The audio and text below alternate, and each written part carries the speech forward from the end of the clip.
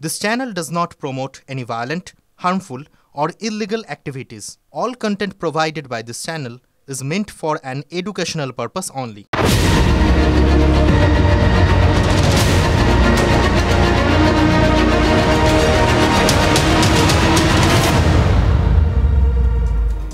বিশ্বাস করুন, আজ বাঙালি হিসেবে প্রবল গর্ব অনুভব করছি। মানে বেশ গর্বিত বাঙালি হিসেবে আজ আপনাদের সামনে এসেছি সেই কথাগুলো বলতে, যে কথাগুলো আপনারা জানেন না বললেই নয়। কেন বলছি? কারণ দেখুন, যখন মানুষজন চরম দুর্দশার মধ্যে রয়েছে, যখন বাড়িঘর বিধ্বস্ত, বাড়ির পরিবারের লোকজন নিখোঁজ অথবা চিরকালের মতো মানুষটা হারিয়ে গেছে, এই রকম পরিস্থিতিতে দাঁড়িয়ে যখন মানুষজন হাহাকার করছে, যখন একটু ত্রাণ চাইছে, একটুখানি শান্তি চাইছে, তখন সেই মানুষগুলোকে রাজনৈতিক ওই তরজা বা চাপানুতর দিতে একমাত্র বাঙালি পারে। এবং তাদের মানে নিয়ে চরম একটা পরিহাসের মতো একটা বস্তু তৈরি করে তাদের ফোকাস থেকে সরিয়ে দিতে একমাত্র রাজনীতি পারে। আরেকটা জিনিস পারে। কেন বাঙালি হিসেবে গর্বিত? দেখুন, এই রকম পরিস্থিতিতে যখন দেয়ালে পিঠ থেকে গেছে, যখন সর্বহারা, যখন এর থেকে চরম দুর্দশা আর হয় না, এই রকম পরিস্থিতিতেও হাসি ঠাট্টা একমাত্র বাঙালি করতে পারে। এই যেরকম আজ সোশ্যাল মিডিয়া একজনকে লিখতে দেখলাম, মা লক্ষ্মী কৈলাসে ফিরে গিয়ে কী রিপোর্ট করবেন, তার একটা বর্ণনা দিয়ে দিয়েছেন।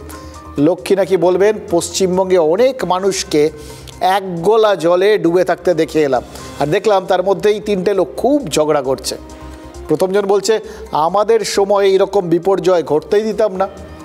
দ্বিতীয়জন অমনি আরও বেশি চিৎকার করে বলছে, আরে তোদের সময়ের থেকে অনেক বেশি বিপর্যয় ঘটেছে, তোরা তো গোটা রাজ্যটাকে আগা গোড়া ডুবিয়ে রেখেছিলি 34 বছর, আমরা এখন আছি বলে জল মানুষের নাকের ওপরে উঠতে দিইনি। মানে বিপদসীমার নিচে আছে তাদের ব্যাখ্যায়।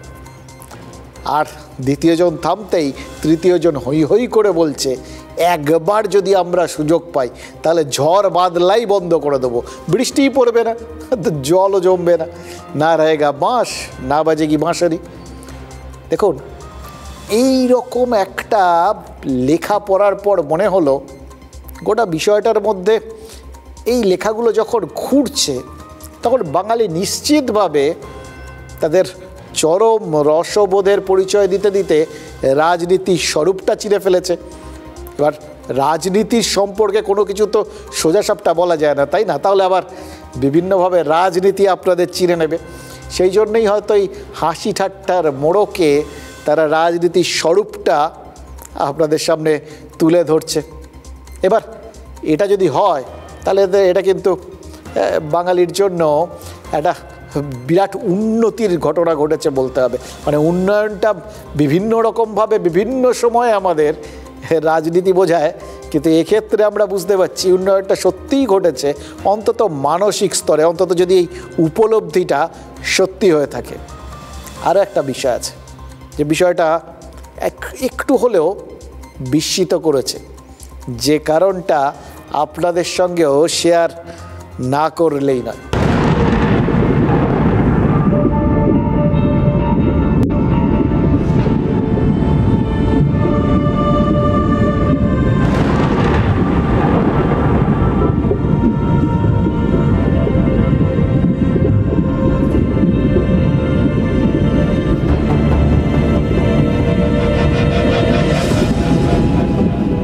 কেন বিস্মিত করেছে? বিস্মিত করেছে রাজনীতির এই পারদর্শিতাটা। মুখগুলো কীরকম ঢেকে গেল দেখলেন? ওই যে বানভাসী মানুষের মুখ প্রথমে দেখলেন, সেগুলোকে ঢেকে দিল খগেন মুর্মুর চেহারা, আর তারপর খগেন মুর্মুর মুখটা ঢেকে দিল একটা খুলির ছবি। এবার বিজেপির নেতারা বলছেন এই খুলির ছবিটা খগেন মুর্মুর। ওটা নাকি ওই নাগরাকাটায় ত্রাণ দিতে গিয়ে আক্রান্ত বিজেপি সাংসদের ওই মুখের এমআরআই রিপোর্ট। মালদা উত্তরের সাংসদ খগেন মুর্মুর বাঁ চোখের নিচের হাড়টা ভেঙেছে, নাকের পাশে, মুখের অন্যান্য জায়গাতেও আরও বেশ কিছু আঘাতের চিহ্ন রয়েছে। তবে এই বাঁ চোখের নিচের আঘাতটাই সব থেকে বেশি গুরুতর, যেটাকে বিজেপির নেতারা খগেন মুর্মু আর শঙ্কর ঘোষের গাড়ি লক্ষ্য করে ছোড়া ইট বা পাথরের আঘাতের চিহ্ন বলে দাবি করছেন। এবার বিজেপি নেতাদের দাবির পক্ষে যাচ্ছে একটা জিনিস, ওই এমআরআই প্লেটটা ভালো করে দেখছিলাম, ওতে কোনায় তারিখ আর সময়টা লেখা রয়েছে 6 অক্টোবর 3:34। এই সময়েই ওই এমআরআইটা হয়েছে। এই রিপোর্টের সময়ের সঙ্গে কিন্তু খগেন মুর্মুর হাসপাতালে ভর্তি হওয়ার সময়টা মিলে যাচ্ছে। ফলে সন্দেহটাকে আপাতত, মানে ওটা আদৌ খগেন মুর্মুর কিনা এই সন্দেহটা আপাতত খানিকটা সাইডে রাখা যায়। আপাতত ওই খুলির ছবিটা খগেন মুর্মুর আঘাতপ্রাপ্ত মুখের ছবি বলেই ধরে নেওয়া যায়। মানে এইটুকুনি বেনিফিট অফ ডাউট রাজনীতিকে দেওয়াই যায়, কারণ এই খুলির ছবিটাই আপাতত আমাদের রাজ্যের পরিচয় বহন করছে। দেখে শুনে মনে হচ্ছে কি জানেন তো, এটাই আপাতত পশ্চিমবঙ্গের আইডেন্টিফিকেশন মার্ক। ওই দেখবেন না যে থাকে বিভিন্ন ফর্ম ফিল আপ করতে গেলে আপনার আইডেন্টিফিকেশন মার্ক কি, আপনার ভুরুতে কাটা, আপনার গালে তিল, এরকম বিভিন্ন কিছু লোকে লেখে। আর এই পশ্চিমবঙ্গের আইডেন্টিফিকেশন মার্ক হয়তো এই করটি চিহ্নটা। সত্যি কথা বলতে কি, ছোটোবেলায় করটি চিহ্নটাকে একটু অন্যভাবে আমরা দেখতাম। তার কারণ আপনাদের সবাই মনে আছে, আপনারাও পড়েছেন, দেখেছেন, সেই অরণ্যদেব যার হাতের ওই একটা আংটি পরা থাকতো যাতে করটির চিহ্ন ছিল, যাদের যাতে শাস্তি দিত একটা ঘুষি চোয়ালে পড়তো আর চোয়ালে ওই খুলি চিহ্নটা ছেপে যেত। সেরকমই একটা খুলির চিহ্ন বোধহয় আমাদের রাজ্যের কপালে, মুখে, চোয়ালে, যেখানেই ভাবুন না কেন সেখানে চিপকে গেছে। এটুকুনি তো বুঝতে পারছি যে আইডেন্টিফিকেশন মার্কটা বিজেপির নেতারা সারা বিশ্বে আপাতত ছড়িয়ে দিতে চাইছেন। আর যে পরিচয় চিহ্নের আড়ালে বন্যা কবলিত এলাকার মানুষের মুখগুলো ক্রমশ আড়াল হয়ে যাচ্ছে। আজকে শুনেছেন কোথাও এই মানুষগুলোর কথা, কি দুর্দশায় আছে, কি হচ্ছে তাদের। এখন আজকের দিনটার থেকে, আজকে কেন কালকের থেকেই দেখছি গোটা বিষয়টা শুধু রাজনীতিময়। রাজনৈতিক নেতাদের মুখ ছাড়া আর কোথাও কিছু দেখতে পাবেন না। এমনকি যে খগেন মুর্মু ত্রাণ দিতে গিয়ে মার খেলেন, সেই খগেন মুর্মুও কিন্তু মাঝে মধ্যে আড়ালে চলে যাচ্ছেন। ভেসে থাকছে তার এই করটি মুখমণ্ডলের একটা স্ক্যানিং ছবি। ফ্যান্টমের ওই বললাম অরণ্যদেবের খুলি গুহা ছিল না, সেই রকম ব্যাপার আর কি। হাই ভোল্টেজ বিদ্যুতের বিপদ বোঝাতেও এই খুলির ছবি ব্যবহার হয়। মানে বুঝতে পারছেন, যা যা খারাপ সব কিছুর মধ্যেই এই খুলির চিহ্নটা রয়েছে। তেমনি আসমুদ্র হিমাচলে এই একখানা খুলির ছবি সোশ্যাল মিডিয়ায় ভাইরাল হয়ে গেছে। বোঝানো হচ্ছে সাবধান।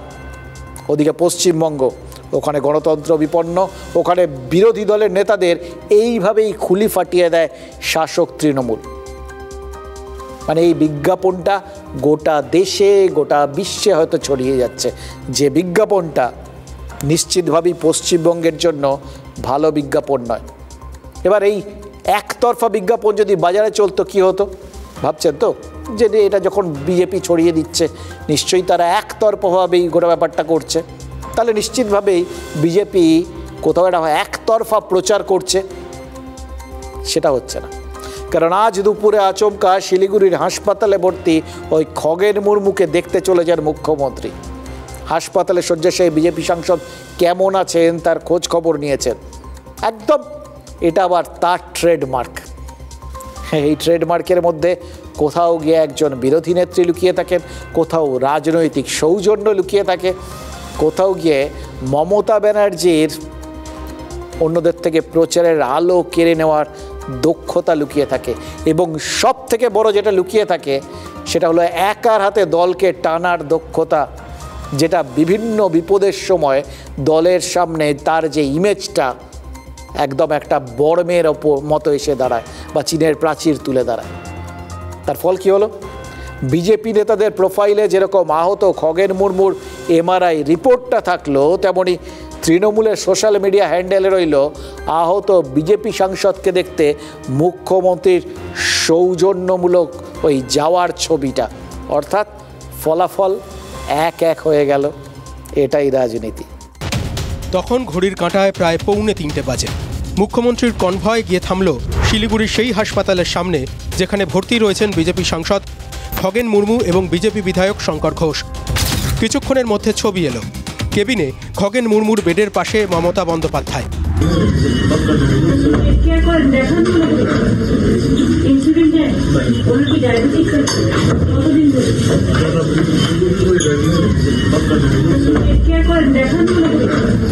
ইনসুলিন নেন, সুগার কত, এমন কিছু কথা কানে আসে। মুখ্যমন্ত্রী হাসপাতাল থেকে বেরিয়ে বলেন, ওনার ডায়াবেটিক্সটা খুব বেশি, যাদের ডায়াবেটিক্স থাকে তাদের একটু অবজারভেশনে বেশি রাখতে হয়। ওনার কানের এখানটা একটু লেগেছে। मैडम अभी किस स्थिति है, क्या এমনি ঠিক আছে, कलकत्ता ले जाएगा मैडम, कलकत्ता ले जाएगा। এইসব কোনো সিরিয়াস কিছু নেই। ওনার উচিত ছিল জিজ্ঞেস করলাম মারলো কিভাবে, মারলো কারা। উনি জিজ্ঞেস করেছেন আপনার সুগার কত, না আমার সুগার বেশি। আপনি কোথায় চিকিৎসা করছেন, উনি বলেছেন দিল্লি এইমসে। কেন মালদায় এত বড় হসপিটাল বানিয়ে দিয়েছি, নেন না কেন? তার উত্তর খগেন মুর্মু দেননি, তিনি অসুস্থ ছিলেন, বেশি কথা তিনি বলেননি। সুগার হাই আর কানের পাশে আঘাত ছাড়া খগেন মুর্মুর তেমন কোনো চোট নেই। মুখ্যমন্ত্রী কথা বললেও সাংসদের পরিবার কিন্তু অন্য কথা বলছে। এখনো সুস্থ হয়নি, এখনো ওই যে 7টা সেলাই পড়েছে, হাড় ভেঙে গেছে। মুখ্যমন্ত্রী বলেছেন রাজ্য প্রশাসনকে না জানিয়েই নাগরাকাটায় গিয়েছিল বিজেপির প্রতিনিধি দল। খগেন মুর্মুর ছেলের দাবি, তাঁদের না জানিয়ে হাসপাতালের কেবিনে চলে গিয়েছিলেন মমতা বন্দ্যোপাধ্যায়। আমাদের পার্সোনালি কাউকে জানিয়ে আসেননি, ঠিক আছে, থ্রু সিকিউরিটির মাধ্যমে আমরা পরে জানতে পারি বিষয়টা। হঠাৎ করে আচমকা এসেছিলেন না, মুখ্যমন্ত্রীর কাছে ওদের আবেদন রেখে কোনো ন্যায় পাওয়া যাবে না। এটা মুখ্যমন্ত্রী বিরোধী দলের সাংসদকে দেখতে গেলেন হাসপাতালে। নিছক সৌজন্য। খগেন মুর্মু বাংলার রাজনীতির অন্যতম আদিবাসী মুখ। তাহলে কি তফসিলি সম্প্রদায়কে বার্তা দেওয়াটাও মমতা বন্দ্যোপাধ্যায়ের উদ্দেশ্য ছিল? প্রশ্ন উঠতে পারে একই হাসপাতালে ভর্তি আর এক বিজেপি বিধায়ক শঙ্কর ঘোষকে তিনি দেখতে না যাওয়ায়। মুখ্যমন্ত্রী আসলে জিজ্ঞাসা করতাম, দিদির সেনা বলে মারলো আর এখানে আসছে তামাশা করতে। চলুন বদলা হবে। মুখ্যমন্ত্রী খগেন মুর্মুর সঙ্গে দেখা করলেন, কথা বললেন, অথচ একই হাসপাতালে শঙ্কর ঘোষ ভর্তি। তিনি একই দিনে গিয়ে একইভাবে আক্রান্ত হয়েছিলেন, তাকে দেখতে গেলেন না। এর কারণ কি? এই যে এই কারোর সঙ্গে দেখা করা আর কারোর সঙ্গে দেখা না করা, এর মধ্যেও কি একটা রাজনৈতিক বার্তা লুকিয়ে থাকে? হয়তো পুরোটার মধ্যে একটা বাছাইয়ের ব্যাপার থাকে। রাজনীতি সবাইকে কিন্তু মানে কোথাও গিয়ে এইটুকুনি বুঝে গেছি, জানেন তো, যে রাজনীতির চোখে না ওই সাম্যবাদ বলে কোনো বস্তু নেই। সবাইকে রাজনীতি কখনো এক চোখে দেখতে পারে না। রাজনীতির বরঞ্চ এক চোখ কমিয়ে আছে। তারা এদিকে তাকায় প্রয়োজন থাকলে, ওদিকে তাকায় না প্রয়োজন না থাকলে। এক্ষেত্রেও কি সেরকম? হয়তো তার কাছে এই খবরটা ছিল যে সেই রকমভাবে আহত হননি শঙ্কর ঘোষ, বা তিনি যে সেই রকম আহত নন সেটাই কি মুখ্যমন্ত্রী বুঝিয়ে দিলেন তাকে দেখতে না গিয়ে। মানে শঙ্কর ঘোষের আঘাতের জায়গাটা তিনি কোথাও গিয়ে সবার সামনে অনেকটা নামিয়ে নিয়ে আসলেন যে ওটা দেখতে যাওয়ার যোগ্য নয়। ওরকম কিছু আহত তিনি হননি। ওটা যেটা হয়েছে ওটা একদম লোকজনের রাজনৈতিক একটা প্রতিক্রিয়া, বা সাধারণ মানুষের ক্ষোভ ফেটে পড়েছিল, সেটার জন্য মানে মানুষের কাছে তিনি প্রত্যাখ্যাত, সেই জন্যে তার মনোকষ্ট হয়েছে, শারীরিক কষ্ট হয়নি। এটাই কি বুঝিয়ে দেওয়া? তাহলে এটাও তো প্রশ্ন আসবে, খগেন মুর্মুকে যে দেখতে গেলেন তার মধ্যে দিয়ে কি তিনি স্বীকার করে নিলেন যে খগেন মুর্মু সত্যি সত্যি রাজনৈতিকভাবে আহত, শারীরিকভাবে আহত? এবার সেটা যদি হয় তাহলে তো এই প্রশ্ন উঠবে যে যারা এই আহত করার পেছনে রয়েছে তাদের বিরুদ্ধে কি ব্যবস্থা নিচ্ছেন? কারণ একই সঙ্গে তিনি যে গেছেন, তিনি তো তৃণমূল নেত্রী হিসেবে দেখতে চান বা মুখ্যমন্ত্রী দেখতে চান। আসলে তো তিনি প্রশাসনিক প্রধান। সুতরাং প্রশাসনিকভাবে একজন তার রাজ্যের সাংসদ আহত হয়ে যাওয়ায় যদি তার যাওয়াটা তিনি কর্তব্য বলে মনে করেন, সৌজন্য বলে মনে করেন, তাহলে তিনি আক্রান্ত হওয়ার জন্য যারা দায়ী তাদের বিরুদ্ধে ব্যবস্থা নেওয়াটাও তো সেটা তার ওই প্রশাসনিক কর্তব্যের মধ্যেই পড়ে। এটাও কিন্তু একটা পার্ট। আরও একটা পার্ট আছে যেটা হয়তো মানে বিজেপি নেতারা এখন খানিকটা অস্বস্তিতে তো পড়েইছেন, কারণ তিনি খগেন মুর্মুকে দেখতে যাওয়ায় প্রচারের আলোটা তার ওপর চলে গেছে। এক পেশে যে প্রচারটা বিজেপি করছিল সেটাই তিনি ভাগ বসিয়ে দিয়েছেন। তো এই জায়গায় দাঁড়িয়ে তারা তাই জন্য এই প্রচারটা শুরু করছেন যে খগেন মুর্মু অন্যতম আদিবাসী মুখ হওয়াতেই কি মুখ্যমন্ত্রী গেলেন, মানে এটা ওই ভোট বড় দেয় না, এটা সেরকম আর কি। কারণ রাজ্যে তো সব জায়গায় এরকমই আদিবাসী সম্প্রদায়ের অসংখ্য মানুষজন রয়েছে, তপশিলি জাতি উপজাতি সবাই রয়েছেন, তাদের কাছে ভুল বার্তা যাতে না যায় সেজন্যই কি মুখ্যমন্ত্রীর এই যাওয়াটা, মানে দেখুন একটা যাওয়া একটা সৌজন্য, সেটা স্বাভাবিকভাবে আপনার আমার মনে হতেই পারতো, সেটার মধ্যে থেকে রাজনৈতিক নেতারা কত রকম রাজনৈতিক অ্যাঙ্গেল বার করে ফেলে। এবং সত্যি কথা বলতে কি রাজনৈতিক নেতারা বার করছেন তো তারা তো খুব ভালো করে জানেন যে রাজনীতিকরা ঠিক কীরকম, মানে কী নজরে কীভাবে গোটা বিষয়টা দেখেন আর কি। সাপের হাতছি বেঁধে চেনে, তো রাজনীতিকদের প্রতিটা পদক্ষেপ যে রাজনীতিকরাই ভালো বুঝবেন এতে আর বলার কি আছে। আমরা শুধু ওই চারপাশের ঘটনাগুলো যেগুলো হয় সেগুলোকে দেখতে দেখতে রাজনীতিকরা শিখিয়েছেন আমাদের, একটা কোনো ঘটনা ঘটলে অন্য ঘটনার সাথে তুলনা করতে হয়, আমরা ওরকম করি। এই যেরকম মনে পড়ে যাচ্ছিল জানেন তো 2013 সালে ভাঙড়ে মার খেয়েছিলেন রেজ্জাক মোল্লা, তখনও তিনি সিপিআইএমে, তৃণমূলে আসেননি, এক দলে হননি। পরবর্তী ক্ষেত্রে হলে এটাকে সেম সাইড বা গোষ্ঠীদ্বন্দ্ব বলা হতো, আমরা ওরা বলা হতো, এক্ষেত্রে সেরকম নেই। ভাঙড়ে রাজ্যের প্রাক্তন মন্ত্রীকে মাটিতে ফেলে মারধরের অভিযোগ উঠেছিল আরাবুল বাহিনীর বিরুদ্ধে। সিপিআইএম তখন অভিযোগ করেছিল রেজ্জাক মোল্লার কোমরের হাড় ভেঙেছে, কিন্তু সেই সময় পার্থ চট্টোপাধ্যায় বলেছিলেন, সেই সময় তিনি তৃণমূলের মহাসচিব, মাথা রাখবেন, সেই বিরল একটা পদমর্যাদার অধিকারী যেটা একমাত্র রাষ্ট্রসংঘের থাকে, সেই বিরল পদমর্যাদার অধিকারী পার্থ চট্টোপাধ্যায় অধুনা জেল নিবাসী, তিনি বলেছিলেন রেজ্জাক মোল্লার আঘাত নাকি গুরুতর নয়, পরিবার চাইছে বলেই নাকি হাসপাতাল বাধ্য হচ্ছে বর্ষিয়ার নেতাকে ভর্তি রাখতে। অর্থাৎ আঘাত যখন গুরুতর বলে সিপিআইএম, যখন তারা তৃণমূলের বিরুদ্ধে অপশাসনের অভিযোগ তুলেছিল, তখন পার্থ চট্টোপাধ্যায় আঘাতটাকেই একদম মামুলি স্তরে নামিয়ে এনেছিলেন। এবার সেটা যদি মামুলি স্তরে নেমে আসে তাহলে তো সেটাকে নিয়ে আর মাথা ঘামানোর কোনো প্রয়োজন পড়ে না। সেদিন পার্থ চট্টোপাধ্যায় যা করেছিলেন আজ কি সেটাই করলেন নাকি মুখ্যমন্ত্রী? মমতা বন্দ্যোপাধ্যায় যা বললেন তা থেকে মনে হতে পারে এই মুহূর্তে খগেন মুর্মুর আসল সমস্যা দুটো, এক তার হাই সুগার, এবং সেটার জন্য তিনি দায়ী, ভালো করে নজর টজর দেন না, খাওয়া দাওয়া করেন না টাইম মতো, এরকম সব ব্যাপার আর কি। আর দুই, কানের পাশে একটা আঘাত, এবং সেটা খুব সিরিয়াস একটা কিছু নয়। অথচ কাল থেকে সবাই দেখেছেন খগেন মুর্মুর মুখ রক্তে ভেসে যাচ্ছে। তিনি যে সিটে বসেছিলেন তার সামনে ড্রাইভারের সিটে রক্ত লেগে আছে। শঙ্কর ঘোষ তো দাবি করেছিলেন যে এত জোরে খগেন মুর্মুর মুখে ইঁট এসে লেগেছিল যে সামনের সিটে রক্ত ছিটকে গেছিল। আর আজও খগেন মুর্মুর স্ত্রী কি বললেন শুনলেন তো, বললেন উত্তর মালদার বিজেপি সাংসদের মুখে 7টা সেলাই পড়েছে, সামান্য ব্যাপার। তাহলে বিজেপি যা বলছে, খগেন মুর্মুর পরিবার যা দাবি করছে, আর তার সাথে মুখ্যমন্ত্রী যা বলছেন তা কি মিলছে? না, মিলছেন না। এবার তাহলে আমরা কোনটাকে সত্যি বলে মনে করব, কোনটাকে বিশ্বাস করব? কারণ এমন পরিস্থিতি যে আর তৈরি হবে না তারও তো কোনো গ্যারান্টি নেই। এবার কত বিরোধী নেতাকে দেখতে মুখ্যমন্ত্রীকে হাসপাতালে যেতে হবে সেটাও তো বোঝা যাচ্ছে না। দেখুন, কেউ তো এটা অবশ্য বলতে পারেন যে মুখ্যমন্ত্রীর কথাগুলো কিন্তু খুব আপনজনের মতো বলেছেন। মুখ্যমন্ত্রী এই সমস্ত ক্ষেত্রে একদম আপন পর ভেদাভেদ করেন না, একদম ঠিক যেভাবে সবাইকে আপন আপনার নিজের পরিবারের লোক মনে করে তিনি কথাগুলো বলেন, ঠিক সেইভাবেই খগেন মুর্মুর সাথে বলেছেন। এটার মধ্যে আরও বেশি, মানে আরও উঁচু দরের সৌজন্য রয়েছে। এটাই রাজনীতিকরা বুঝতে পারেন না, অথবা বুঝেও এড়িয়ে গিয়ে সেটাকে অন্যভাবে দেখেন।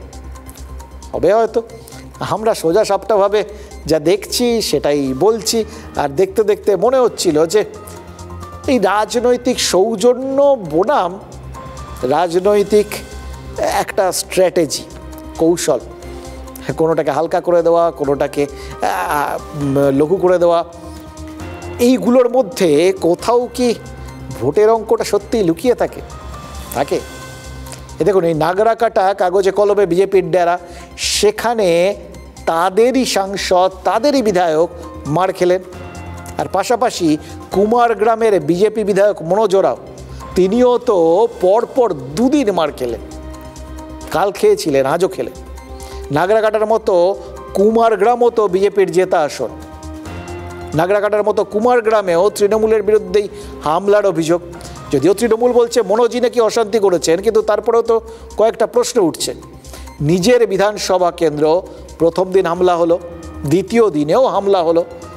মনোজরাও কি ইচ্ছে করেই তৃণমূল শক্তিশালী এরকম এলাকায় গেছিলেন যাতে ওই এলাকায় তার প্রতি একটা সহানুভূতির হাওয়া জন্মায়, নাকি নিজের এলাকাতেই 2বার বিক্ষোভের মুখে পড়ে কোথাও গিয়ে এটা প্রমাণ দিয়ে দিলেন যে তাদের সংগঠন জলে ভেসে গেছে, তার পাশে এইটুকুর জনসমর্থনও নেই যেখানে তাদের এলাকা, সেখানেও মানুষজন তাকে কোনো রকম হামলার হাত থেকে রক্ষা করতে পারে?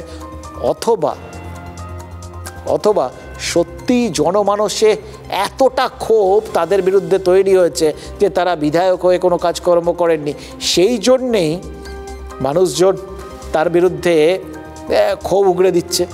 এটা একটা দিক। আরেকটা দিক কি, 2021-এর ভোটে মাত্র 11,000 ভোটের ব্যবধানে জিতেছিলেন তিনি। এবার এই জায়গাটায় তার মানে তৃণমূলেরও শক্তি খুব খারাপ নয়। তৃণমূল কি তাহলে মরিয়া হয়ে রয়েছে? এই যে আঘাত বা এই যে তাদের বিরুদ্ধে অভিযোগ যে তারা আক্রমণ করেছে, এর মাধ্যমে মানে নিজের জেতা এলাকায় সাংসদ বিধায়কদের এইভাবে মার খাওয়ার মধ্যে দিয়ে কি তৃণমূল বুঝিয়ে দিতে চাইছে যে আর আপনাদের কোনো পালাবার পথ নেই, এবার আমরা এতটাই আত্মবিশ্বাসী, এতটাই শক্তিশালী, যা খুশি তাই করতে পারি? বুঝতে পারছেন? একটা ঘটনা, দুটো ঘটনার মধ্যে কত রকম ব্যাখ্যা। এবং এই এতগুলো কথা বললাম, আপনাদের বারবার আমি মনে করিয়ে দেবো, এই এতগুলো রাজনৈতিক প্রস্তুতির কথা বললাম, রাজনৈতিক কৌশলের কথা বললাম, এর মধ্যে কিন্তু সাধারণ মানুষের জলে ডোবা বা ধসে বিধ্বস্ত হয়ে প্রাণ হারানোর খবরগুলো নেই। ওগুলো ব্যাকসিটে। আপনাদের বলে বলে বুঝিয়ে দেবো কীভাবে এই মানুষজনগুলো, আপনারা আমার মতো সাধারণ মানুষগুলো সর্বশান্ত হয়েও আসলে রাজনীতির কারবারে ব্যাকসিটে চলে যায়, সোজা বাংলায় বিস্মৃতির অতলে চলে যায়, কেউ ভাবে না। দেখুন, 26-এর ভোটে মনোজরাও আদৌ টিকিট পাবে কিনা এরকম একটা দুশ্চিন্তা তার থাকতে পারে। নিজেই এই সংশয়টা প্রকাশ করেছিলেন তিনি, সামাজিক মাধ্যমে লিখেছিলেন যে বিজেপির সব পদ থেকে অব্যাহতি নেবেন বলেছিলেন, মানে নেননি শেষ পর্যন্ত। কবে বলেছিলেন? মাত্র 6 মাস আগে। মানে 26-এর ভোটে টিকিট কনফার্ম নয়, তাই কি বেসুরো ছিলেন মনোজ?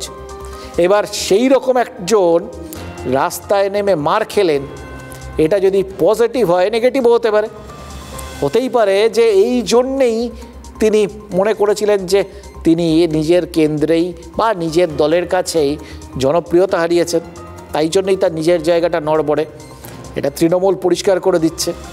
মানে টিকিট জায়গাটা আগে ভাগে সেটা নিয়ে টিকিট পাওয়ার জন্য মনোবাসনাটা প্রমাণ করে দেওয়া বা সেটা নিয়ে যে দোলাচল, সেটা যে সময় প্রকাশ করে দিয়েছিলেন মনোজ, তিনি কি বুঝতে পেরেছিলেন তখন যে সেই লেখাগুলো সোশ্যাল মিডিয়ায়, তার সেই লেখাগুলো আজকে একটা ব্যাখ্যার কারণ হতে পারে, অন্তত তাদের শত্রুপক্ষের হাতেও তাকে আহত করার বা আহত হওয়ার অন্যতম কারণ হিসেবে উঠে আসতে পারে।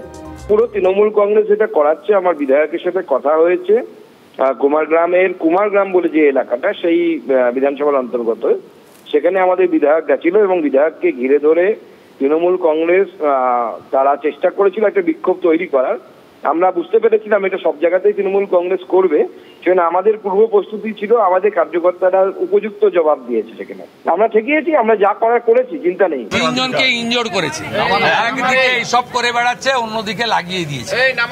জেপি নাড্ডা স্বয়ং বিপ্লব দেবকে পাঠিয়েছেন। এর থেকে প্রমাণিত হয় ভারতীয় জনতা পার্টি উত্তরবঙ্গের জন্য কতটা মমত্ববোধ ফিল করে আর কতটা আমাদের সহকর্মীদের জন্য ভারতীয় জনতা পার্টি তার দায়বদ্ধতা বা তার যে দায়িত্ব পালন। বিশ্বাস করুন, আপনার আমার মানে আমাদের মতো সাধারণ মানুষের জন্য সত্যি দুশ্চিন্তা হচ্ছে যেভাবে মারমুখী হয়ে রইলেন নেতারা, কেউ বলছেন যোগ্য জবাব দিয়েছি, কেউ বলছেন ওদের 3 জন আমরাও দেখে নিয়েছি, কেউ বলছেন বদল নয় বদলাও চাই, আবার কেউ কেউ সত্যি সত্যি মুখে কম হাতে বলছেন, রক্ত ঝরাচ্ছেন।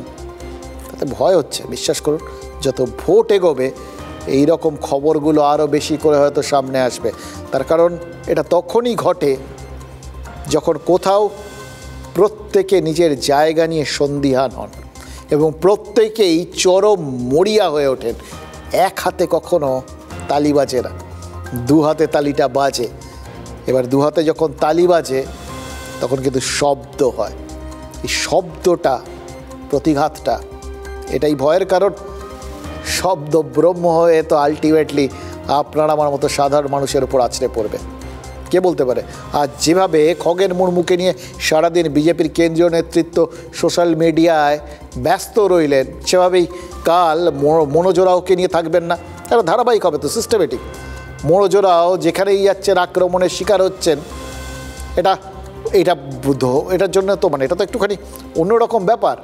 হ্যাঁ, একদিন এরা আক্রান্ত হয়েছেন আর ইনি পরপর 2 দিন আক্রান্ত হলেন, তাতে আর যেই হোক তিনি প্রধানমন্ত্রীর নজরেও পড়ে যেতে পারেন।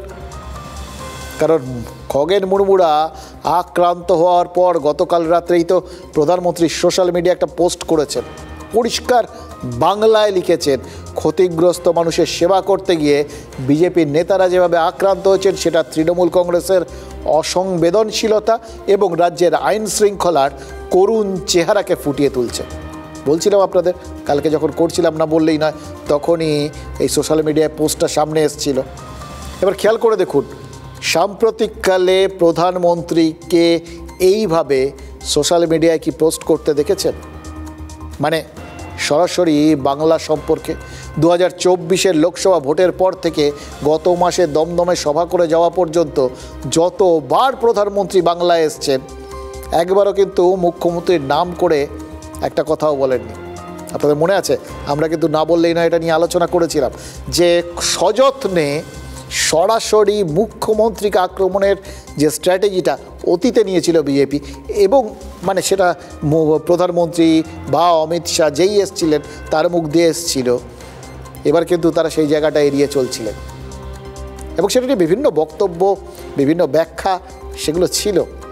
কিন্তু এই যে গতকাল টুইটে তিনি তৃণমূলের অসংবেদনশীলতা এবং রাজ্যের আইন শৃঙ্খলার করুণ পরিণতিকে দায়ী করলেন, তাতে তো সরাসরি মমতা বন্দ্যোপাধ্যায়কেই আক্রমণ করা হয়। রাজ্যের পরিস্থিতির নিন্দা করা মানে তো মুখ্যমন্ত্রীকেই আক্রমণ করা, নাম নেওয়া হোক চাই না হোক। মাথায় রাখবেন, গত কয়েক বছরে রাজ্যে বিজেপির অনেক নেতা আক্রান্ত হয়েছেন। দার্জিলিংয়ে দিলীপ ঘোষের ওপর হামলা হয়েছে, সুকান্ত মজুমদার রাজ্য সভাপতি থাকাকালীন বজবজে আক্রান্ত হয়েছেন, এমনকি ডায়মন্ড হারবার যাওয়ার পথে বিজেপির সভাপতি জেপি নাড্ডার কনভয়ে হামলার ঘটনা ঘটেছে। সবকটা বেশ ভালো বড় সড়ো হামলার ঘটনা, কিন্তু কখনোই এভাবে প্রধানমন্ত্রী হিসেবে নরেন্দ্র মোদী রাজ্যের আইন শৃঙ্খলা নিয়ে প্রশ্ন তোলেননি। প্রধানমন্ত্রী হিসেবে এইটা মাথায় রাখবেন। জনসভায় ভাষণ দিতে গিয়ে পশ্চিমবঙ্গের আইনের শাসন নেই বলে অভিযোগ করেছেন, কিন্তু সেক্ষেত্রে মনে রাখবেন সেটা কিন্তু সরকারি সভার থেকে নয়, জনসভায় যেখানে তিনি বিজেপি নেতা। কিন্তু সোশ্যাল মিডিয়ার ভেরিফাইড অ্যাকাউন্ট থেকে যখন তিনি পোস্ট করছেন তখন নরেন্দ্র মোদী শুধুই ভারতের প্রধানমন্ত্রী, আর সেই প্রধানমন্ত্রী তিনি একটা রাজ্যের তার অধীনস্থ এক অঙ্গরাজ্যের শাসন ব্যবস্থা, আইন শৃঙ্খলা পরিস্থিতি সম্পর্কে যখন কোনো মন্তব্য করেন তার তাৎপর্য কিন্তু অনেক বেড়ে যায়, গোটা বিশ্বে ছড়িয়ে যায় মুহূর্তে বাংলায় এই মুহূর্তে কি চলছে পরিষ্কার হয়ে যায়। যে যদি প্রধানমন্ত্রী মনে করেন যে একটা রাজ্যের আইন শৃঙ্খলা সরকারিভাবে যদি মনে করে যে এরকম অবনতি ঘটেছে, তাহলে তো তার ফল বিভিন্ন রকম হতে পারে। আর তাই কাল রাতেই বিন্দুমাত্র সময় নষ্ট না করে পাল্টা উত্তর দিতে বাধ্য হয়েছেন মুখ্যমন্ত্রীও। কাল যারা হামলাটা ঘটালেন তারা এবার বুঝতে পারছেন তারা কোন সুতোটা ধরে টান মেরেছেন, আর সেই সুতো কোথায় কোথায় গিয়ে বাধা ছিল, যার জন্য বিভিন্ন জায়গায় টান পড়েছে। এতটা যে টান পড়বে এটা কি কেউ বুঝতে পেরেছিলেন? এবং তার থেকেও বড় প্রশ্ন, সত্যিই কি অনেকেই জানতেন যে এই সুতোটায় টান পড়লে এরকমই অনেকগুলো জায়গায় নড়াচড়া পড়বে, তখন তো প্রশ্ন, সত্যি সত্যি সুতোটা টানলো কে?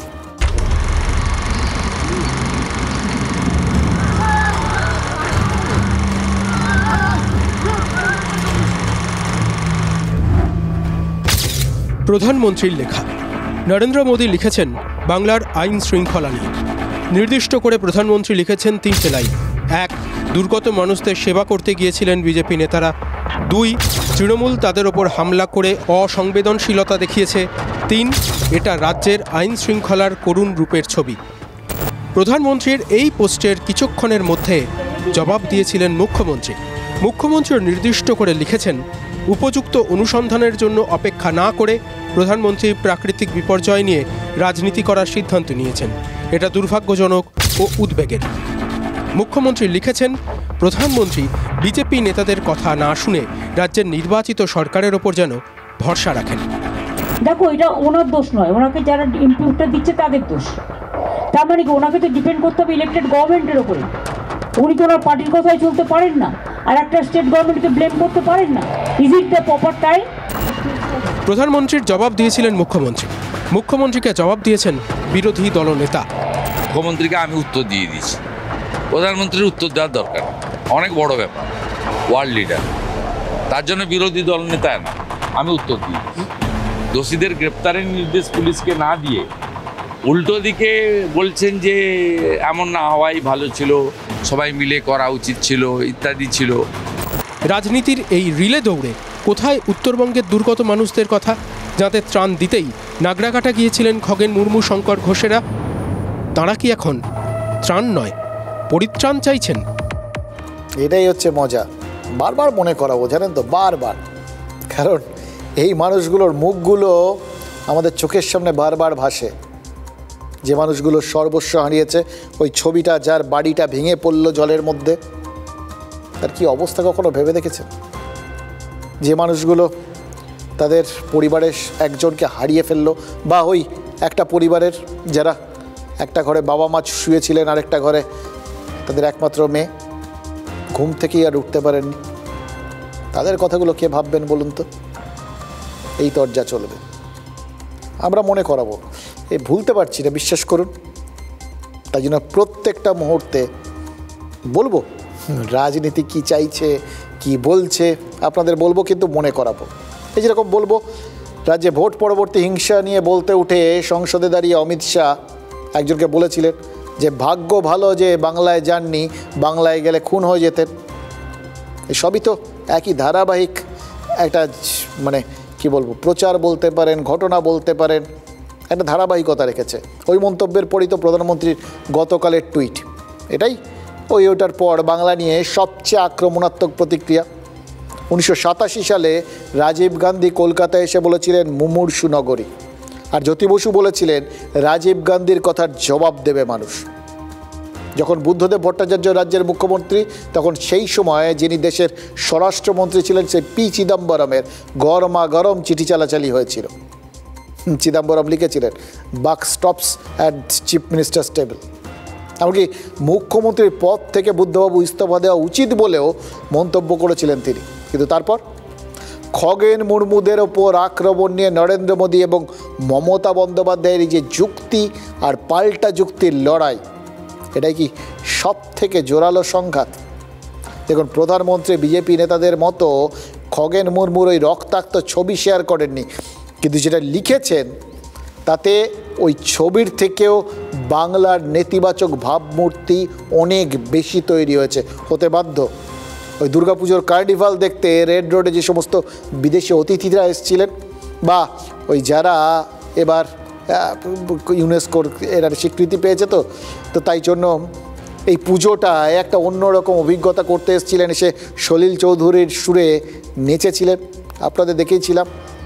হয়তো তারা বা তাদের দেশের আরও অনেক মানুষ ভারতের প্রধানমন্ত্রীর টুইট দেখে জেনে গেলেন যে পশ্চিমবঙ্গ বলে রাজ্যটায় মানুষের দুর্দশা নিয়ে এমন রাজনীতি হয় যে বিরোধী দলের নেতাদের মার খেয়ে হাসপাতালে ভর্তি হতে হয়। পাল্টা হিসেবে তাই মুখ্যমন্ত্রীর প্রতিক্রিয়াটাও বিশ্ব জুড়ে ছড়িয়ে দেওয়ার দরকার ছিল। মমতা বন্দ্যোপাধ্যায় সেটা করেছেন।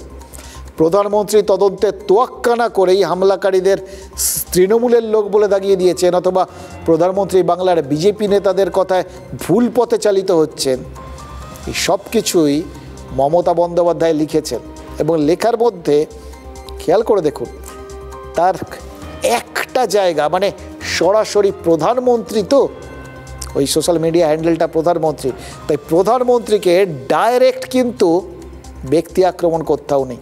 এটা খুব ইন্টারেস্টিং। আমরা নিশ্চিত উত্তরবঙ্গের বিপর্যস্ত মানুষের একটা বড় অংশ প্রধানমন্ত্রী বা মুখ্যমন্ত্রীর লেখা এই যে যাবতীয় জবাব পাল্টা জবাব তার একটা শব্দও পড়েনি, পড়ার সময় নেই তাদের। তারা এখন জলের সঙ্গে যুঝছেন বা ওই বিধ্বস্ত অবস্থার থেকে কোনো রকম একটু উঠে দাঁড়ানোর চেষ্টা করছেন, লড়াই করছেন তারা। এই লড়াইটার কোথাও গিয়ে এর মধ্যে তার পক্ষ হওয়ার বিন্দুমাত্র আগ্রহ তাদের নেই, এটা নিশ্চিত আমরা।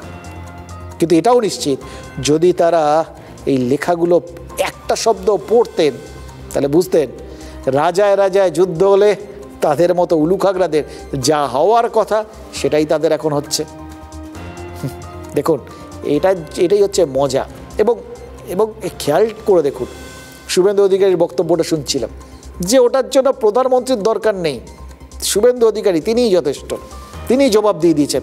মানে এটা মাঝে মধ্যে আমরা করি, জানেন তো, ধরুন আমরা দেখেছি, ধরুন আমার কোনো একজন নেশাময় কিছু একটা না বলে হয়তো আমার ওপরের কারুর কাছে গেলেন, তখন মনে হয় যে আরে আমাকে তো বলতে পারত, হয় কি না?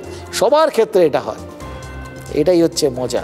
এখানে শুভেন্দু অধিকারীরও মনে হচ্ছে তার অধিকারটা বোধহয় খর্ব হয়ে গেল, এই জন্য তিনি স্পষ্ট করে দিয়েছেন যে মানে কার কোথায় লাগে এটাই হচ্ছে মজা রাজনীতিকদের, কারণ এগুলোর মধ্যে আবার বিভিন্ন রকম ইকুয়েশন থাকে। তো ওই জন্যই শুভেন্দু অধিকারী বুঝিয়ে দিয়েছেন যে ওই নরেন্দ্র মোদীকে আর কষ্ট করতে হবে না, তিনিই যথেষ্ট, হ্যাঁ আমার ওপর ভরসা রাখুন, আমার ওপর।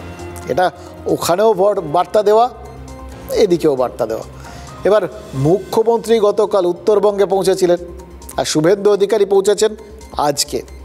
দুজনেই পাল্লা দিয়ে দুর্গত এলাকা পরিদর্শন করেছেন, মানুষের সাথে কথাবার্তা বলেছেন। আর তার ফাঁকেই মিরিকের সৌরিনী রিলিফ ক্যাম্পে যাওয়ার পথে বিরোধী দল নেতা শুভেন্দু অধিকারী বলেছেন মমতা বন্দ্যোপাধ্যায় আগের থেকে বদলে গেছে। কিসের বদল? গতকাল নাগরাকাটা আর আজ দুধিয়া, দুদিনে মমতা বন্দ্যোপাধ্যায় যেখানে যেখানে গেলেন সেই সমস্ত জায়গাতেই সাজানো গোছানো বন্দোবস্ত কিন্তু চোখে পড়েছে। জানেন, নীল সাদা প্যান্ডেল, চেয়ার টেবিল, কিছু দুর্গত মানুষ, সব একটা মানে চরম একটা বিশৃঙ্খল পরিস্থিতির মধ্যে একটা সুশৃঙ্খল পরিমণ্ডল। শুভেন্দু অধিকারী কি এটাকেই বদল বললেন? কারণ মমতা বন্দ্যোপাধ্যায় বলতেই আমরা বুঝি মানুষের সঙ্গে মিশে যাওয়া এক নেত্রীকে। ঘটনা বা দুর্ঘটনা ঘটলে তিনি সবার আগে ছুটে যাবেন, বন্যার জলে নেমে পড়বেন, মাইক না থাকলে হ্যান্ড মাইক নিয়ে দুর্গতদের সঙ্গে কথা বলবেন।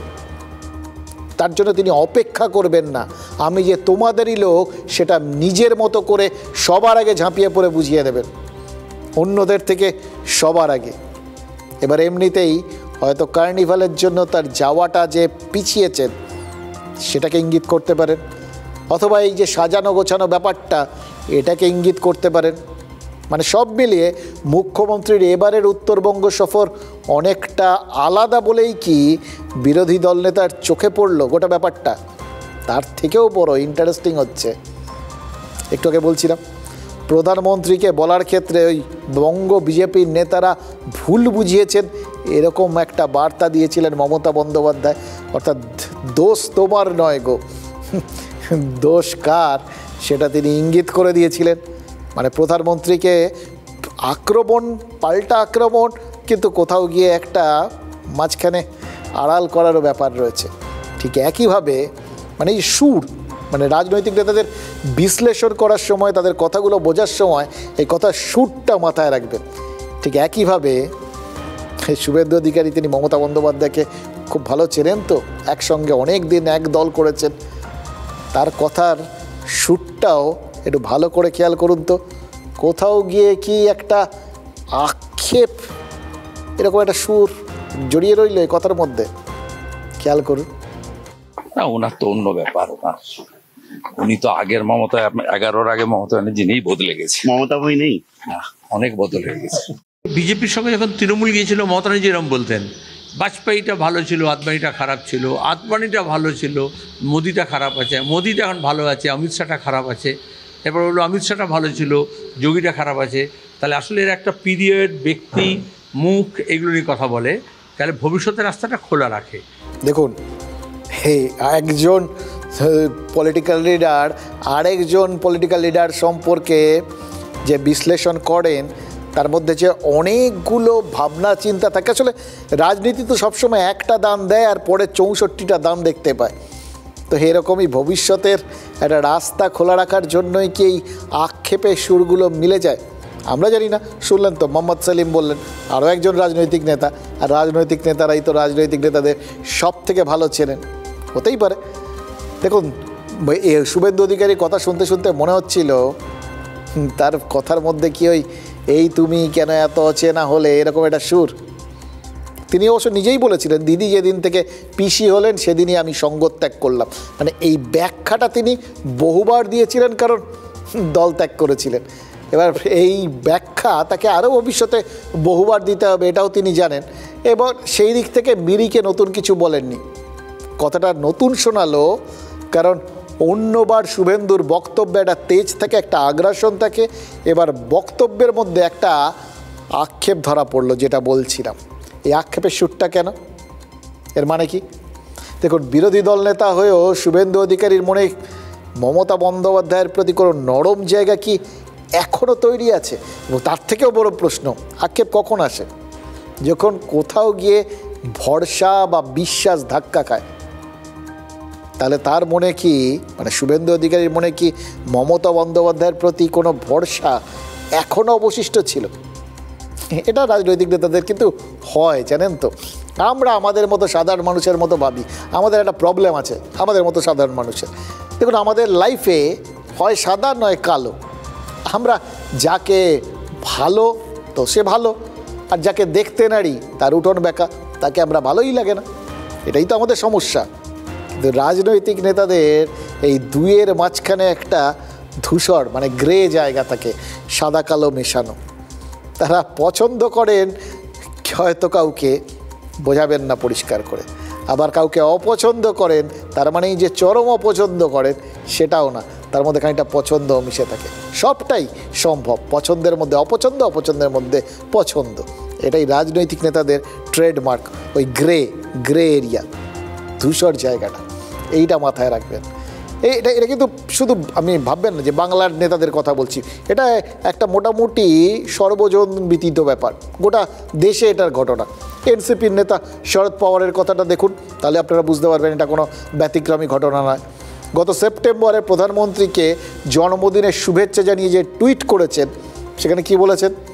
প্রধানমন্ত্রীর নেতৃত্বে আরও বহু বছর ভারতের অগ্রগতি জারি থাকুক। এবার দেখুন, এটা শুনলে আপনাদের কি মনে হবে?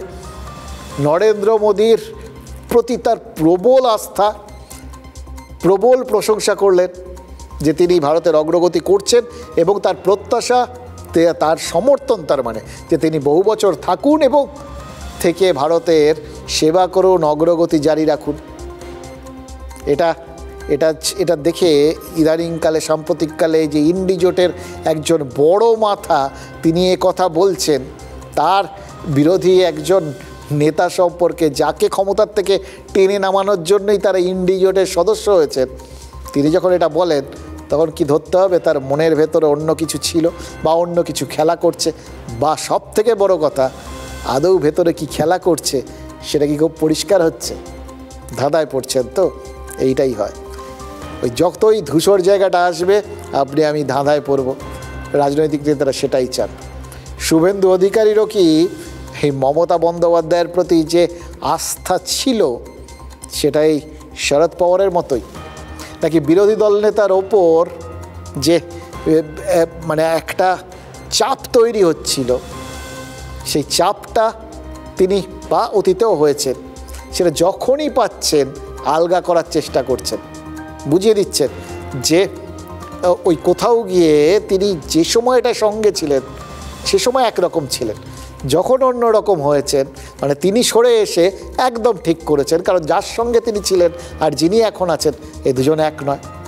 এটা হয় মানে এই দলবদলের ক্ষেত্রগুলোতে এই ব্যাখ্যান বারবার দিতে হয়। এবার এই পর্যন্ত তো একরকম বুঝলেন, এবার এটা অন্য অ্যাঙ্গেলে বলি। দেখুন এই যে কথাগুলো বললেন শুভেন্দু অধিকারী, এগুলো কি একদম সুচিন্তিত একটা রাজনৈতিক বক্তব্য? তিনি জানেন মমতা বন্দ্যোপাধ্যায়কে যদি সরাসরি আক্রমণ করতে যান, বিশেষ করে এইভাবে খগেন মুর্মুকে দেখে ডেকে আসার পর, তাহলে মমতা বন্দ্যোপাধ্যায়ই রাজ্যবাসীর সহানুভূতি পেয়ে যাবেন। তার বিরুদ্ধেই হয়তো অভিযোগ উঠবে যে এতদিন তো সঙ্গে ছিলেন, দলবদল করেছে বলেই যার এতদিন ধরে গুণ গিয়েছেন তাকে এইভাবে নিন্দে করছেন। তাই জন্যই কি তিনি সুরটা বদলে আক্ষেপের সুর করে ফেললেন। আক্ষেপের সুরে বললেন মমতা বন্দ্যোপাধ্যায় বদলে গেছেন। মানে যে অগ্নিকন্যা ইমেজে বাঙালি মমতা বন্দ্যোপাধ্যায়কে নয়নের মণি বানিয়েছে, সেই ইমেজটা আর নেই, এটাই বাঙালিকে বুঝিয়ে দিতে চাইলেন। খেয়াল করে দেখুন শুধু অভিব্যক্তির ফারাক, তার মধ্যে দিয়ে কি সুন্দরভাবে নিজেদের মানসিকতা বা নেতিবাচক বিষয়টা ইতিবাচকভাবে বুঝিয়ে দেওয়া বোঝালেন তিনি। কিন্তু রাজ্যবাসী কি বুঝলেন? তারা তো দেখলেন মমতা বন্দ্যোপাধ্যায় হাসপাতালে খগেন মুর্মুকে দেখতে গিয়ে পৌঁছে গেছেন, তারা তো মুখ্যমন্ত্রী রাজধর্ম পালন করলেন। একটু খেয়াল করে দেখুন মমতা বন্দ্যোপাধ্যায়ের এই পদক্ষেপের মধ্যেও তো একটা আলাদা বার্তা রয়েছে। এক্ষেত্রেও তো তিনি দল থেকে সম্পূর্ণ আলাদা হয়ে গেলেন। তৃণমূলের বিরুদ্ধে হামলার অভিযোগ উঠেছে। তৃণমূলের নেতারা অভিযোগ করছেন যে বিজেপির নেতারা উস্কানি দিতে গেছিলেন, ত্রাণ ছাড়া গেছিলেন। বিজেপি নেতাদের বিরুদ্ধে সাধারণ মানুষের ক্ষোভ এতটা বেড়ে গেছিল যে তারাই তাকে আক্রমণ করেছেন। মমতা বন্দ্যোপাধ্যায় কিন্তু গতকাল একবারও উস্কানির অভিযোগ তোলেননি, শুধু বলেছেন কনভয় নিয়ে গেলে বানভাসী মানুষের কষ্ট হয়। মানে মমতা বন্দ্যোপাধ্যায় কালকেই ঠিক করে নিয়েছিলেন, যে মুহূর্তে খবর পেয়েছিলেন যে তিনি খগেন মুর্মুকে দেখতে যাবেন, তাই উস্কানির অভিযোগটাই তিনি সামনে আনেননি। দল যা বলেছে তিনি সেটা বলেননি, তিনি আলাদা। দল আঙুল তুলছে, তিনি দেখতে গেলেন, সৌজন্য দেখালেন, তিনি আলাদা। মানে বুঝতে পারছেন, সব সময় নিজের ভাবমূর্তিটাকে তিনি আলাদা করে তুলে ধরেন, দলের থেকে আলাদা করে রাখেন, এবং এই ভাবমূর্তি দলের কাছে আলটিমেটলি ঢাল হয়ে দাঁড়ায়। যাবতীয় আক্রমণ যখন আসে তখন সামনে ঢাল হয়ে দাঁড়ান তিনি। এবার প্রশ্ন হচ্ছে, আক্রান্তের সঙ্গে সরাসরি রাজ্যের পুলিশ মন্ত্রী কথা বলে নিলেন, তার মানে অর্ধেক তদন্ত হয়ে গেল। আর মুখ্যমন্ত্রী দেখতে যাওয়াতেও তো স্পষ্ট যে খগেন মুর্মুর ওপর হামলা হয়েছে, এই অভিযোগকেই স্বীকৃতি দিচ্ছে রাজ্য সরকার। প্রশ্ন শুধু একটাই, তাহলে হামলাকারীরা এখনও গ্রেফতার হলেন না কেন? ওই এলাকায় কি পুলিশ গেছে, তদন্ত করেছে? নাকি আলটিমেটলি সেটাও হয়ে যাবে যাতে ওই কোথাও গিয়ে এই বিষয়টা নিয়ে প্রচারটা বড় হতে না পারে, অর্থাৎ প্রচারের যাবতীয় আলোচনাটা, এমনকি খগেন মুর্মুর রক্তাক্ত হওয়াটাও ব্যাকসিটে চলে যাবে, লোকের মন থেকে সরে যাবে। লোকের মনে কি থাকবে?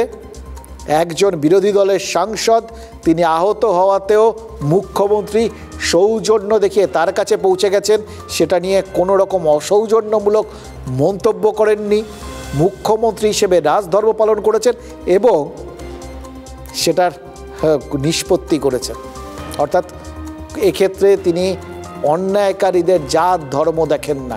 বাট যিনি অন্যায়কারীদের জাত ধর্ম দেখেন না তিনি তো মানুষের চোখের মণি। এই ইমেজটাকেই কি নিষ্কলুষ রাখতে চাইলেন মমতা বন্দ্যোপাধ্যায়? তাহলে কিন্তু ওই একটা ধাপ বাকি রয়ে গেল এখনও, অর্থাৎ যারা আক্রমণ করেছেন তাদের বিরুদ্ধে পুলিশি ব্যবস্থা। এবার দেখুন, এটা বাদ দিয়ে আরেকটা চাপও তো রয়েছে। স্পিকার ওম বিড়লা রাজ্যকে নোটিশ দিয়েছেন, দোষীদের বিরুদ্ধে কি ব্যবস্থা নেওয়া হলো তা জানতে চেয়েছেন, কারণ আক্রান্ত হয়েছেন একজন সাংসদ। এবার তিনিও এটা বলে দিয়েছেন, ব্যবস্থা যদি না নেওয়া হয় তাহলে আইনানুগ ব্যবস্থা নেওয়া হবে। এবার প্রশ্ন হলো যে স্পিকার কি করতে পারেন? স্পিকার একটা স্বাধিকার ভঙ্গের নোটিশ আনতে পারেন ওই লোকসভায়, বা তিনি আনতে পারেন বা বিজেপির কেউ আনতে পারেন, আর তারপর স্বরাষ্ট্রমন্ত্রকে এই নিয়ে আইনানুগ ব্যবস্থা নেওয়ার অনুরোধ করতে পারেন স্পিকার। এবার ভাবছেন তো তাতে কি হবে? এমনিতে আপাত দৃষ্টিতে রাজ্যের বিরুদ্ধে একটা ফাইল কেন্দ্রীয় স্বরাষ্ট্রমন্ত্রকে জমা পড়বে, কিন্তু আরেকটু দূর গিয়ে ভাবুন তো, এই ফাইলগুলো যখন জমা হতে থাকবে স্বরাষ্ট্রমন্ত্রকে, সেটা কি ভবিষ্যতে কোনো ব্যবস্থা নেওয়ার পক্ষে একটা বাড়তি তথ্য হয়ে দাঁড়াবে না? রাজনীতি কিন্তু অনেক দূর এগিয়ে ভাবে। हमारा लोकसभा स्पीकर को अटैक हुआ है, कल एक नोटिस भेजा है, स्टेट गवर्नमेंट से तुरंत रिपोर्ट मंगवाया है। रिपोर्ट अगर देने में देरी करता है तो उसको प्रिविलेज में हम लोग एक्शन करेंगे। जो नियम है, नियम से ही कार्रवाई होगा। और सिर्फ एमपी एमएलए का बात नहीं है, हर एक नागरिक को सुरक्षा मिलना चाहिए। কিরণ রিজিজু আগে বাংলার প্রাপ্য, বাংলার অধিকার সেগুলো দেখুন, আর বড় বড় কথা বলছেন। ওড়িশায় আপনাদের দলের নেতাকে বাড়ির সামনে গুলি করে খুন হয়েছে। जंगल राज बिहारी में नहीं था लालू जी के समय में। ममता जी, आपके अंदर भी जंगल राज है, जहां शुद्ध वोट बैंक है, जहां लूट है, जहां लोकतंत्र नहीं है, और कोई जांच करने जाएगा तो उस पर हमले होंगे। আপনারা কাদের আইন শৃঙ্খলা নিয়ে কথা বলছেন? আপনাদের প্রধানমন্ত্রী নরেন্দ্র মোদী মণিপুরে যায় 964 दिन পর, বাংলা নিয়ে কুৎসা করছেন। ये बड़े बड़े बुद्धिजीवी वो खामोश क्यों है?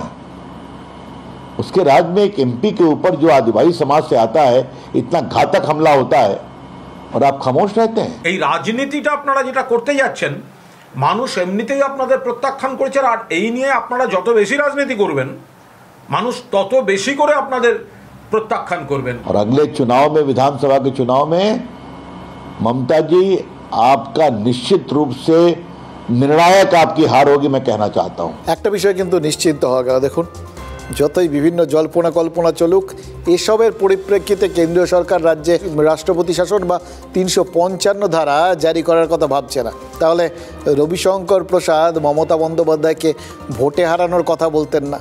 অবশ্য রাজনৈতিক নেতাদের আবার বলছি, মুখে যা বলেন আর মনে যা থাকে সেটা নিয়ে কখনো এক লাইনে জোড়ার চেষ্টা করবেন না, বা পদে পদে ঠক্কর খাবেন। আর দেখুন কুণাল ঘোষের বক্তব্য, এটা তো খুব ইঙ্গিতবাহী। তিনি বলছেন যে বিজেপি ক্রমশ জনবিচ্ছিন্ন হয়ে পড়ছে, সেটাই তিনি তুলে ধরছেন। এবার শাসক দলের রাজ্য সম্পাদক তিনি এটাই বলবেন, এটাই তো স্বাভাবিক, কিন্তু রাজনৈতিক মহলে এই প্রচারটাও তো চলছে যে বিজেপির উত্তরবঙ্গে মুঠো আলগা হয়ে গেছে, তাই নাগরাকাটায় হামলা হতে পারে দলীয় স্তরের এই খবর বিজেপি নেতৃত্বের কাছে ছিল না। এই কারণেই কি কিরেন রিজিজুর মতো মন্ত্রীর ছুটে আসা? দিল্লিতে বিজেপির একের পর এক নেতার সাংবাদিক বৈঠক, উত্তরবঙ্গের গড় ধরে রাখার মরিয়া প্রয়াস, নাকি খগেন মুর্মুর ওই রক্তাক্ত মুখ দেশবাসী, রাজ্যবাসী এবং আদিবাসীদের মনে গেঁথে দিতে অল আউট ঝাঁপিয়েছে বিজেপি। মনে রাখবেন, গোটা দেশের অন্যান্য যে রাজ্যও তো রয়েছে, বিভিন্ন জায়গায় ভোট হবে, এবং পশ্চিমবঙ্গটা নিশ্চিতভাবে বিজেপির জন্য একটা শোকেস।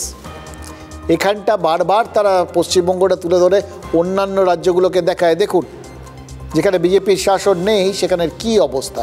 এইভাবে বাংলাদেশিরা ঢুকে পড়ে, এইভাবে এখানে মানুষজন আক্রান্ত হয়, এইভাবে গণতন্ত্র আক্রান্ত হয়। মানে এটা দেখানোর জন্য গোটা দেশকে, হয়তো কেউ কেউ বলেন যে এখানে এই শোকেসটা থাকা প্রয়োজন।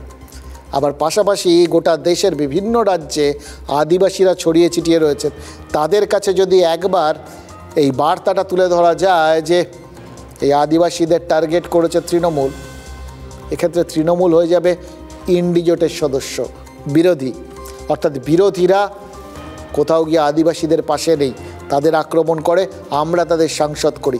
এই প্রচারটা ওই রক্তাক্ত মুখ দেখিয়ে যত করতে পারবে, এগুলো কিন্তু ভবিষ্যতের বিভিন্ন ভোটে বিজেপির জন্য একটা নিশ্চিত ভোট ব্যাংক তৈরি করে দেবে।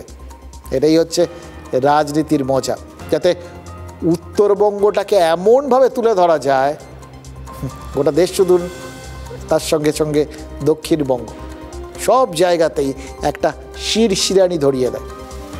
পরিযায়ী হেনস্থা নিয়ে তৃণমূল যে বাঙালি অস্মিতার ন্যারেটিভ হতেই যত্নে তৈরি করছে, খগেন মুর্মুর ওপর হামলার ঘটনাকে সামনে রেখে সেটাকে কি ভোঁতা করে দিতে চাইছে বিজেপি?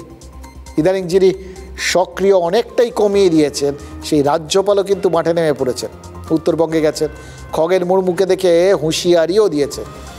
এবার খেয়াল করে দেখুন, যদি 355 বা 356 ধারা জারি করতে হয়, সেটা দিয়ে সবাই বলবেন যে রাজ্যপাল ওই জন্য গেছে। এটা এত সহজ না। বর্তমান রাজনৈতিক পরিস্থিতিতে রাজ্যপাল সেই সুপারিশ করবেন বলে অন্তত এখন অবধি কোনো রকম ইঙ্গিত নেই। কারণ অমিত শাহ একাধিকবার প্রকাশ্যে বলে দিয়েছেন নির্বাচিত সরকারকে তারা নির্বাচনে হারিয়েই হটাতে চান। আর রবিশঙ্কর প্রসাদের বক্তব্য শুনলেন। বড় জোর খগেন মুর্মুর ওপর হামলার তদন্ত কোনো কেন্দ্রীয় এজেন্সিকে দিয়ে করাতে পারে কেন্দ্র। অতীতে এরকম ঘটনা কয়েকটা ঘটেছে, সেটা স্পিকারের সুপারিশে হতে পারে বা রাজ্যপালের সুপারিশেও হতে পারে বা হাইকোর্টে একটা মামলা হতে পারে, তার রায় হতে পারে। অর্থাৎ কোনো নির্দেশ বা সুপারিশ অথবা সেসব ছাড়াও মানে যে কোনো এজেন্সিকে দিয়ে যার যেরকম ক্ষমতা সেরকম হতে পারে। কিন্তু তার মানে এই যে স্পিকার থেকে রাজ্যপাল, কিরেন রিজিজুর মতো লোক সবাই মিলে উত্তরবঙ্গে নিয়ে মুখ খোলা, কারোর পৌঁছে যাওয়া, এই যে বিভিন্ন সক্রিয়তা, এটার একটাই লক্ষ্য বাংলার ওপর চাপ বাড়ানো। It's very shocking that all this happened in the presence of the police. Police are supposed to uphold the Constitution of India and the rule of law, but they are conniving that not doing their duty. This is a very sad state of affairs. Stern action will be taken against this, the culprits, and certainly I'll give 24 hours to see that the culprits are apprehended. Otherwise, serious action which is demanded under the Constitution of India and the rule of law will be taken. দুটো জিনিস হচ্ছে, একটা তো সরাসরি যে লড়াইটা, রাজনৈতিক লড়াইটা, সেটা হচ্ছে ত্রাণ দিয়ে এই দুর্দশার সময় মানুষের পাশে থেকে তাদের মনের মধ্যে ঢুকে পড়া এবং সেইটাকে সামনে রেখে গোটা রাজ্যে বার্তা দেওয়া। সেটা নিয়ে একটা সংঘাত তো আমরা দেখে ফেলেছি। এবার বিজেপি নেতারা তারা পাশাপাশি ওই সংঘাতের ফল, অর্থাৎ ওই রক্তমাখা মুখ, ওই আঘাতপ্রাপ্ত করটি, এই ছবিগুলো ছড়িয়ে দিয়েও একটা মানুষের মনের মধ্যে ঢুকে পড়ার প্রাণপণ চেষ্টা করছেন। কিন্তু এর বাইরেও অন্যভাবেও যে মানুষের মধ্যে ঢুকে পড়ার চেষ্টা করা যায় সেটা দেখাচ্ছেন আলিপুরদুয়ারের বিজেপি সাংসদ মনোজ টিগ্গা।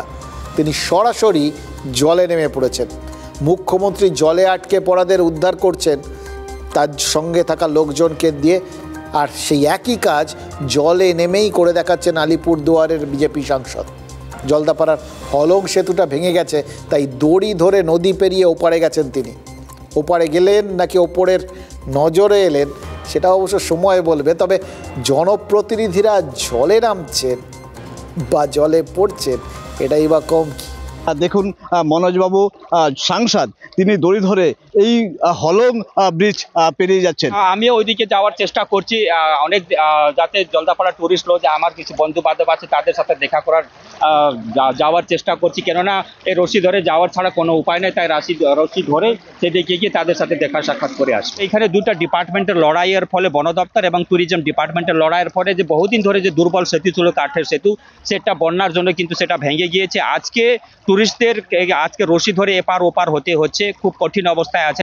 জলে এবার নামো সাথী, জলেই হবে পথ চেনা, মানে পথঘাট জলে ডুবে গেছে, তো তাই গানের কথাও বদলে গেছে। সরকার যখন পথে নেমে বিজেপিকে চ্যালেঞ্জ জানাচ্ছে, তখন মনোজ টিগ্গা জলে নেমে সরকারকে চ্যালেঞ্জ জানাচ্ছেন। এই কম্পিটিশানটা কিন্তু একদিকে মন্দ নয়, মানে জনতার জন্য ভালোই। যত বেশি নিজেদের মধ্যে তারা এই মানুষের পাশে থাকার একটা চেষ্টা বা কম্পিটিশান করে সেটা ভালো। শুধু সেই কম্পিটিশান করতে গিয়ে নিজেদের দিকে নজর কাড়ার কম্পিটিশানটা না করলেই হলো, কারণ তাতে আলটিমেটলি ওই জলভাসী বানভাসী মানুষগুলোর থেকে নজরটাই সরে যায়। এটাই তো তাদের এমনি সময় ভবিতব্য। অন্তত এই সময়গুলোতে তাদের একটু নজরে থাকতে দিন না, তাহলে আলটিমেটলি আপনার আমার সবারই কিন্তু ভালো।